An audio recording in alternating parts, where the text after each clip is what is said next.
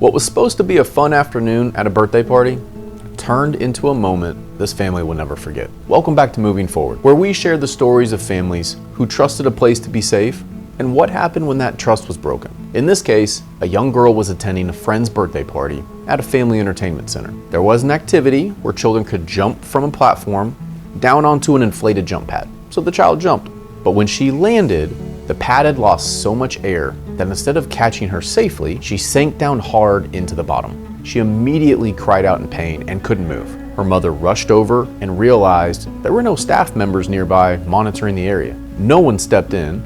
No one was there to respond. Her mother had to leave her daughter's side to run through the building just to find an employee who could help call 911. Emergency responders eventually had to treat the child inside the inflatable space before they could safely remove her. She was later diagnosed with serious fractures in her leg that required emergency surgery. In that instant, the family's future shifted completely. Orthopedic appointments, a wheelchair, a long recovery, and a child who went from running, dancing, and playing freely to suddenly being confined, frustrated, and in constant and extreme pain. That's when her parents reached out to us. They weren't calling to create conflict. They were calling because they didn't understand how this could have happened. During the initial call, her mother kept coming back to one simple question. Where were the workers? And why wasn't anyone watching? As our team investigated, we learned the facility tried to suggest that the injury was just an accident or somehow the child's fault, but discovery revealed something important. This wasn't the first time children had been injured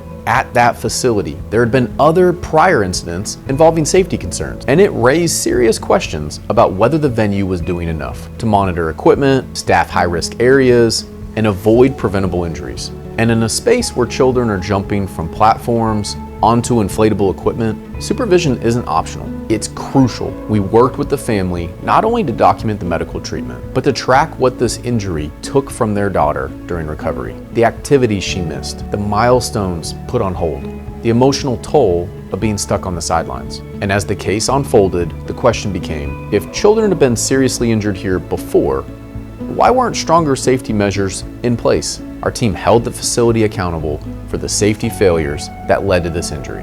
And together, we secured a life-changing result that helped this family move forward with support, closure, and the resources their daughter needed to heal. Because preventable injuries should never be dismissed, and families deserve answers when safety is ignored. If your child was seriously injured in a place that failed to protect them, we're here to help. At the Button Law Firm, we're here to keep you and your family moving forward.